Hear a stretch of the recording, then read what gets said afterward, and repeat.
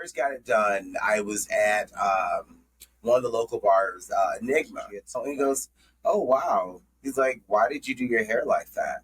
And I'm like, "You know what? And the reason why I did it because I wanted to be fabulous." Welcome back to Common Courtesy TV, a talk show and podcast for the working LGBTQ plus individual and our allies who are active in our own communities and who want to stay woke about what's going on in our pop culture and society, and they want to hear from a queer perspective. First, who am I? I am your host and moderator. I am Shawn Nikolas. I am a Bay Area actor, former performer, and sobriety influencer. Joining me is one of our awesome co-hosts. We have entrepreneur, ally, and original co-host. We have Nikki Prue. Hey, how's it going? Feel like I haven't seen you in a while. Yeah, it's been a while. It's going well over here. How about you? Not too bad. First, I want to talk about Nicole Kidman responding to criticism she got about her 2022 Vanity Fair cover and her outfit she was wearing from fans. People were outraged. There were so many comments. Most of them were negative. Some people were like thinking, she was crazy. She was, I think she was 53 and she's wearing like a schoolgirl outfit. She recently responded to People magazine and page 6 saying that, it was kind of a teenage idea and I love the outfit. I want to try it, So I kind of wanted to ask you, because she didn't have a choice about receiving criticism from fans from social media. I wanted to ask both of us that have you ever faced criticism from like an ensemble that you were wearing? Can you remember a time? Yes, 100%. Not a lot and not necessarily in a super, like bullying type of way. But since I've been old enough to know what they are, I like wearing cropped like tie back shirts. And when I was just out of high school and very tiny, that was like my favorite ensemble. And I never considered myself to look inappropriate in any way.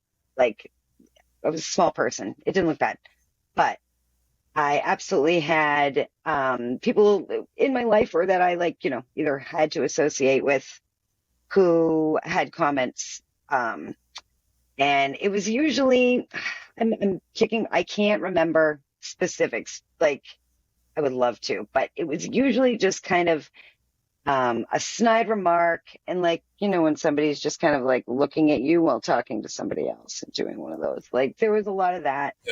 And yeah, it was almost not like a shunning, but just kind of like look down your nose. And it was usually given by people who were wearing very boring things and were probably 30, but acting like they were 73.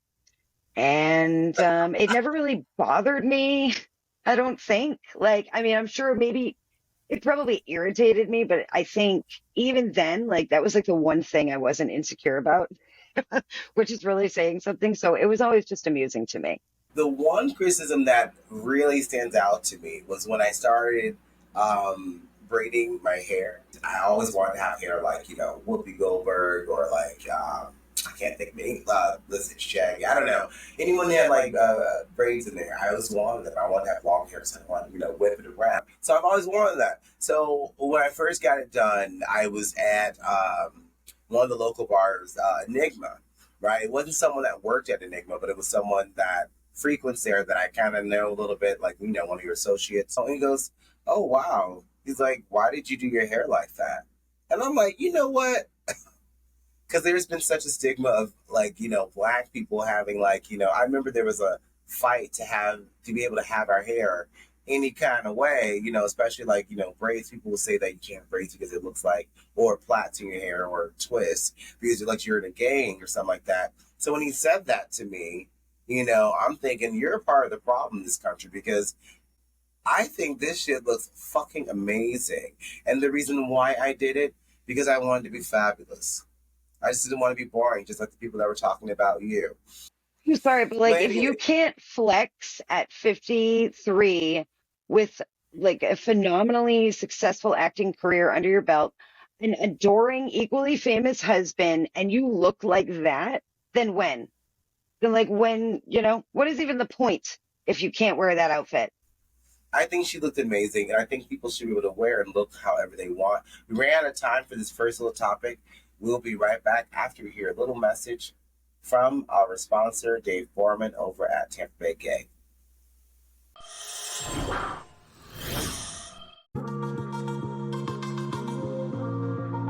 Hey everybody, it's Dave with Tampa Bay Gay. We're outside of Allendale United Methodist Church here in St. Pete, where Found Family Collective's active shooter aggressor training course is about to happen, taught by Weapon Brand. We're gonna go check in while you check out this week's LGBTQ+ events.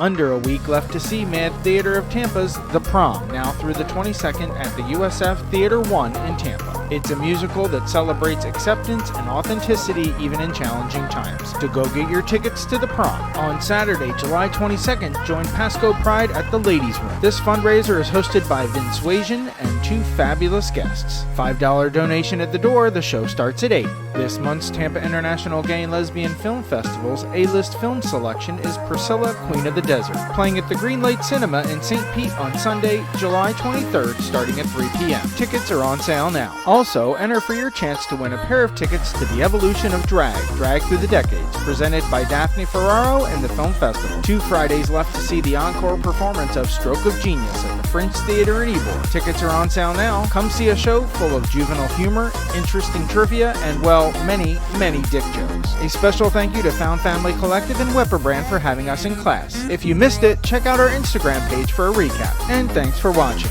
Visit TampaBayGay.com for the latest local events, digital content, and more. Also, please like, share, and subscribe. Anyway, all right, so that's today's show. I mean, that's this week's episode. I wanted to thank everyone for tuning in. I wanted to thank our sponsor, Dave Foreman, for always being with us. I also want to thank my awesome co-host, Nikki, for being here.